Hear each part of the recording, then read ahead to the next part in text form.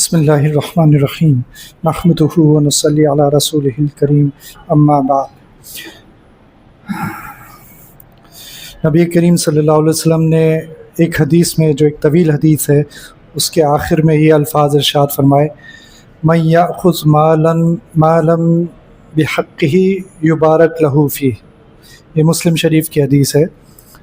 معنی اس کے یہ ہیں کہ جو مال کو حق طریقے سے حاصل کرتا ہے اس کے مال میں برکت رکھ دی جائے گی۔ تو یہ مال کو حق طریقے سے حاصل کرنا کیا ہوا؟ یہ بظاہر تو آسان سی بات نظر آتی ہے، لیکن اس کی تفصیل ہے کہ اللہ تعالیٰ نے اور اللہ کے نبی صلی اللہ علیہ وسلم نے مال کو حق طریقے سے حاصل کرنے کی جو شرائط مختلف جگہوں پر بیان فرمائی ہیں وہ کیا ہیں۔ تو سب سے پہلی شرط تو یہ ہے کہ حلال مال کی نیت ہونی چاہیے کہ میں حلال کے لیے محنت کر رہا ہوں، جو محنت کر رہا ہوں، اور اس نیت کا فائدہ یہ ہوگا کہ جو بھی محنت ہوگی حلال کی وہ عبادت قرار پائے گی۔ اور کیونکہ اللہ سبحانہ و تعالیٰ نے حلال مال ہم پر فرض کیا قرآن شریف میں، تو پھر جو کام بھی اللہ تعالیٰ فرض کرتے ہیں وہ عبادت بن جاتا ہے۔ دوسری بات یہ کہ حلال مال حلال کی نیت کے ساتھ حلال کام بھی ہونا چاہیے۔ جو کام آپ کر رہے ہیں وہ بھی حلال ہونا چاہیے۔ تو اگر آپ کوئی فیکٹری چلا رہے ہیں تو اس فیکٹری میں جو چیزیں بن رہی ہیں وہ حلال ہونی چاہیے۔ اگر آپ کہیں نوکری کر رہے ہیں تو آپ کا کام بھی حلال ہونا چاہیے۔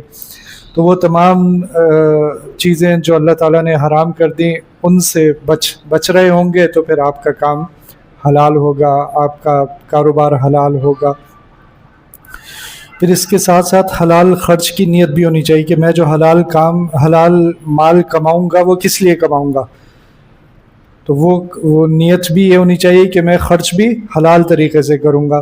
تو حرام طریقے کیا ہو سکتے ہیں جن سے اللہ تعالیٰ نے منع فرما دیا؟ ان میں یہ ہے کہ گناہوں کے مقاموں پر، گناہوں کے اسباب پر خرچ کرنا، یہ بھی حرام ہے۔ اسی طرح کچھ چیزیں ایسی ہیں جن کو عوام جو ہے وہ حرام نہیں سمجھتے، لیکن اللہ تعالیٰ نے ان کو حرام کیا ہے، اور ان میں دو چیزیں اسراف اور تبذیر۔ اسراف جس کو ہم اپنی زبان میں فضول خرچی بھی کہتے ہیں، اور تبذیر یہ ہے کہ ان دونوں میں فرق علماء نے یا مفسرین نے اس طرح کیا ہے کہ اگر حلال چیز پر ضرورت سے زیادہ خرچ کیا جائے تو وہ فضول خرچی ہو جائے گی، وہ اسراف ہو جائے گا۔ مثلا اللہ تعالیٰ نے کپڑے حلال کیے ہیں، لیکن اگر آپ کپڑوں کا انبار لگا دیں، ضرورت سے زیادہ کپڑے گھر میں رکھیں، یا اسی طرح دوسری چیزیں ہیں، تو پھر وہ اسراف ہو جائے گا اور اس کو اللہ تعالیٰ نے حرام قرار دے دیا۔ اسی طرح تبذیر کو مفسرین نے بیان فرمایا کہ تبذیر وہ چیز ہے جو حلال ہے ہی نہیں اور آپ اس پر خرچ کر رہے ہیں۔ تو ایک تو فضول خرچی ہو گئی جو کہ حلال چیزوں پر ہوگی، لیکن حرام جیسے جوا کھیل رہے ہیں یا شراب یا اسی طرح اور چیزیں جو اللہ تعالیٰ نے جائز نہیں کی، سود کا کاروبار کر رہے ہیں، تو یہ سب اور باقی گناہ کے جو دوسرے کام ہیں ان میں خرچ کرنا۔ تو جو حلال کی محنت کر رہا ہے اس کو اس بات کا بھی احساس ہونا چاہیے کہ میں حرام پہ خرچ بھی نہیں کروں گا۔ جو میں اتنی محنت سے کما رہا ہوں حلال، وہ خرچ بھی حلال طریقے سے ہونا چاہیے۔ پھر چوتھی بات یہ کہ جو کام آپ کر رہے ہیں وہ صرف حلال نہ ہو بلکہ نفع بخش بھی ہو۔ تو اب یہ ایسے کون سے کام ہوں گے جو نفع بخش نہیں ہوں گے؟ مثال کے طور پر اگر کوئی سگریٹ کا کاروبار کر رہا ہے، سگریٹ بیچتا ہے یا گٹکا بیچتا ہے، یا ایسی تمام چیزیں جو انسان کی صحت کے لیے مضر ہیں، وہ تمام چیزیں جو ہے نا وہ آپ کے رزق میں برکت تو پیدا نہیں کریں گی۔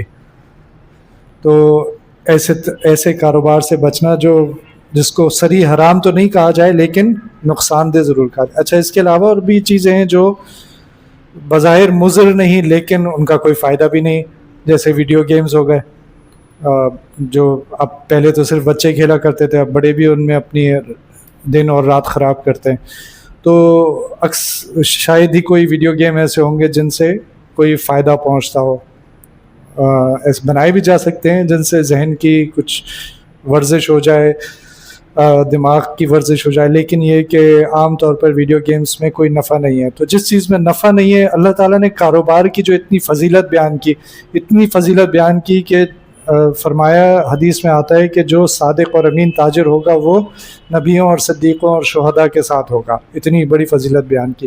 وہ اس لیے نہیں بیان کی تھی کہ انسان ایسے کام کرے جن کا کوئی فائدہ نہ ہو یا ایسے کام کرے جن سے نقصان پہنچ سکتا ہو، بلکہ کیونکہ دنیا کے چلنے کے لیے ضروری ہے کہ کاروبار کیا جائے، تجارت کی جائے، سب ایک دوسرے کے اوپر ڈپینڈنٹ ہیں. اس لیے اللہ تعالیٰ نے صادق اور امین تاجر کی اتنی فضیلت بیان فرما دی. تو برکت کس رزق میں رکھی جائے گی؟ جو کہ کسی کو نفع بھی پہنچا رہا ہو. مثلاً کون سے کاروبار ہو سکتے ہیں جو نفع پہنچا سکتے ہیں، جو بنیادی ضرورتیں پوری کرتے ہوں، جیسے آٹا، دال، یہ جو چیزیں ہو گئیں، اور اسی طرح دودھ ہو گیا، اسی طرح دوائیاں ہو گئیں. تو یہ ان کاموں میں اگر آدمی اپنے آپ کو لگائے گا تو اس سے اب مزید برکت کے لیے کیا ضروری ہے؟ جو شرائط بیان کی گئی قرآن شریف میں، اللہ تعالیٰ نے ان لوگوں کی تعریف کی ہے جو رجال لا تلہیہم تجارت ولا بیع عن ذکر اللہ، کہ ان کی تجارت، ان کی خرید و فروخت ان کو اللہ کے ذکر سے غافل نہیں کرتی. ان کی تعریف بیان فرماتی.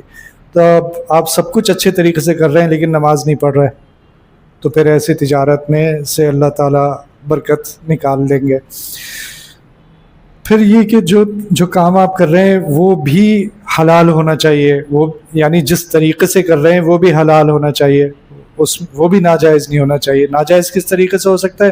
آپ کام تو حلال کر رہے ہیں، آپ کپڑا بیچ رہے ہیں لیکن جھوٹ بول کر بیچ رہے ہیں کہ یہ جاپان کا کپڑا ہے، یا آپ دھوکہ دے رہے ہیں، یا آپ کے کاروبار بالکل حلال ہے، کپڑے کا کاروبار کر رہے ہیں لیکن جس طرح کے اشتہارات چلا رہے ہیں ان میں فحاشی ہے، عورتوں کی وہ ہو رہی ہے، عورتیں دکھائی جا رہی ہیں، بے پردہ عورتیں، یا ایسے لباس میں دکھائی جا رہی ہیں جن کی وجہ سے فحاشی، یا اس کے اندر موسیقی ہے.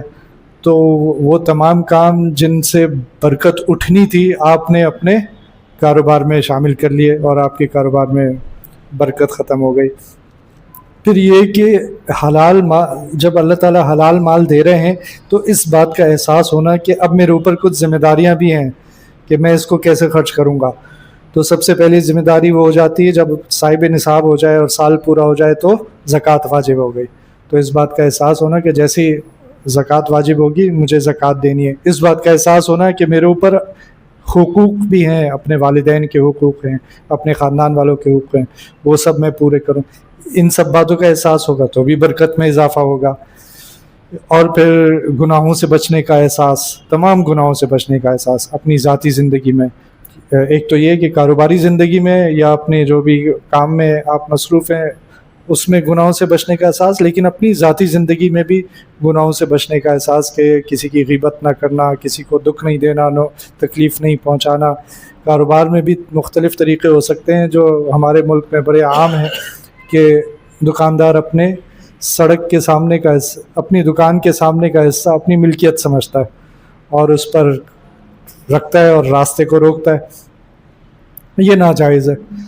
تو چاہے آپ حلال کام کر رہے ہیں لیکن اس میں اس طرح کے کام کر رہے ہیں تو پھر آپ کی رزق سے اللہ تعالیٰ برکت کو کم کر دیں گے. پھر یہ کہ آجر اور اجیر کے حقوق، یہ دونوں ایک دوسرے کے حقوق ادا کریں. آجر وہ ہوتا ہے جس نے ملازم رکھا اور ملازم کو اجیر کہتے ہیں. اب ان دونوں کے اوپر کچھ فرائض ہیں. جیسے مالک ہے تو اس کے اوپر کچھ فرائض ہیں کہ وہ اپنے ملازمین کی تنخواہ وقت پر دے، پوری دے، ان کے اوپر ضرورت سے زیادہ بوجھ نہ ڈالے کام کا. تو جب آجر ایسا کرے گا، جب مالک ایسا کرے گا تو اس کے رزق میں برکت ہوگی. اسی طرح جو اجیر ہے یعنی ملازم ہے اس کے اوپر بھی کچھ واجب ہے کہ وہ اپنے مالک کے وقت میں ڈنڈی نہ مارے. جس وقت کے لیے اس کو رکھا گیا ہے اس وقت میں کوتاہی نہ کرے، کوئی اور کام نہ کرے، جو کام اسے دیا گیا ہے وہی کرے. مالک کی چیزوں کی حفاظت کرے، وہ اس کے پاس امانت ہیں ان میں خیانت نہ کرے.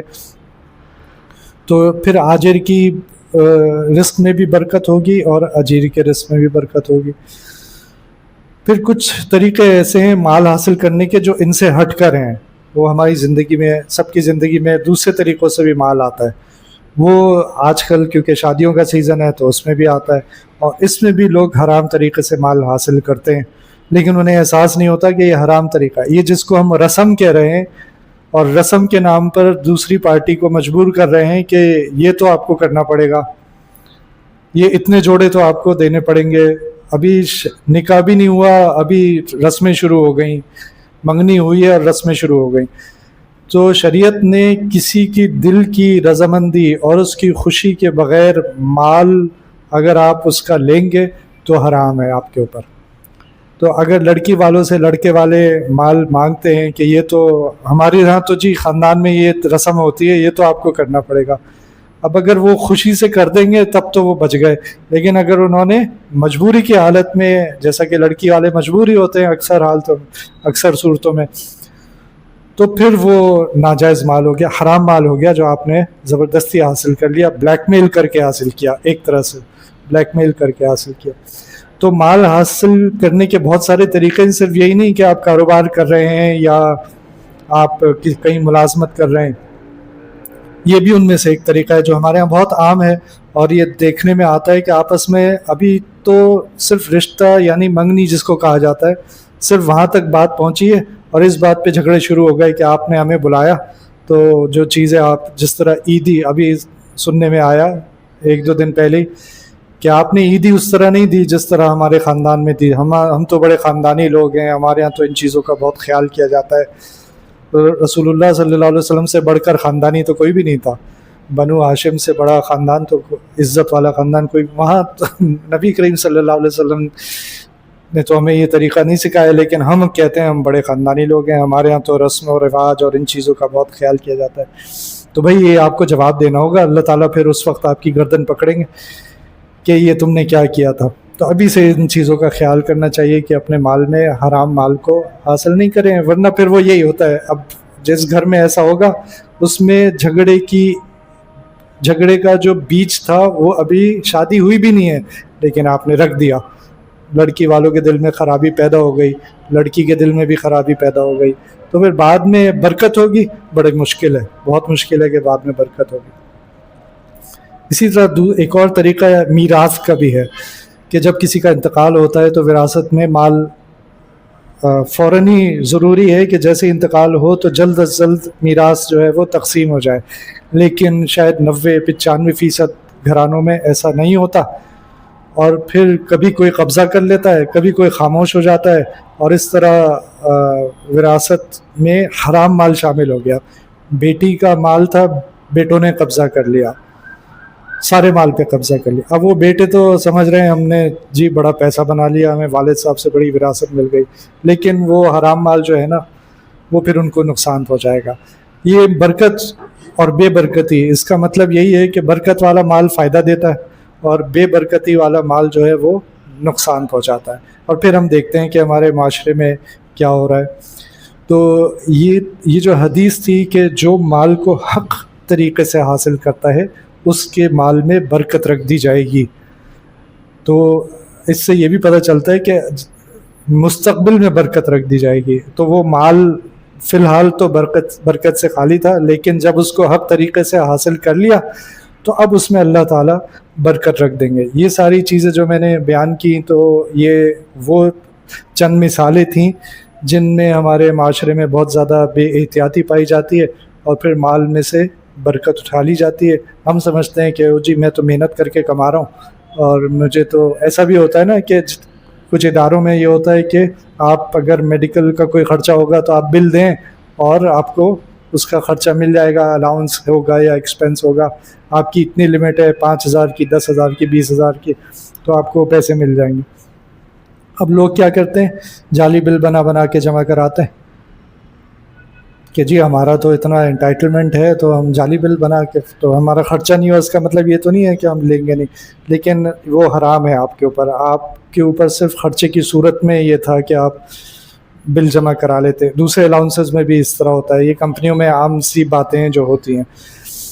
اسی طرح آفس میں آفس کی چیز کو اپنے ذاتی استعمال میں لے آنا, جبکہ ذاتی استعمال کے لیے نہیں تھی, وہ کمپنی کے استعمال کے لیے تھی. آپ چاہے ایک پین اٹھا کر لے آئیں, چاہے آپ اسٹیشنری کی کوئی چیز اٹھا کے لائیں, فوٹو کاپی اپنی بنوا لی, تو یہ سب چیزیں ناجائز تھیں. لیکن وہ ایک لقمہ جو پیٹ میں چلا گیا اس کی وجہ سے حدیث میں آتا ہے کہ عبادت قبول نہیں ہوتی جب تک حرام لقمہ پیٹ میں ہوتا ہے عبادت. اسی طرح اگر 10 درہم کا کوئی کپڑا لیا تھا، حدیث میں آتا ہے اگر اس میں سے 1 درہم بھی حرام کا تھا تو جب تک وہ کپڑا جسم پر ہوگا تو عبادت قبول نہیں ہوگی.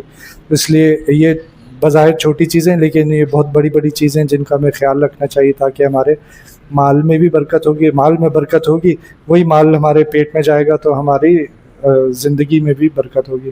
اللہ تعالیٰ ہمیں عمل کرنے کی توفیق عطا فرمائے. ربنا تقبل منا انك انت السميع العليم وتب علينا انك انت التواب الرحيم. ربنا هب لنا من ازواجنا وذرياتنا قرة اعين واجعلنا للمتقين اماما. رب ارحمهما كما ربياني صغيرا. ربنا آتنا في الدنيا حسنة وفي الآخرة حسنة وقنا عذاب النار. ربنا ظلمنا أنفسنا وإن لم تغفر لنا وترحمنا لنكونن من الخاسرين. ربنا لا تزغ قلوبنا بعد إذ هديتنا وهب لنا من لدنك رحمة إنك أنت الوهاب. اللهم إنا نجعلك في نحورهم ونعوذ بك من شرورهم. اللهم إنا نجعلك في نحورهم ونعوذ بك من شرورهم. وصلى الله تعالى على خير خلقه محمد وعلى آله وأصحابه أجمعين آمين برحمتك يا أرحم.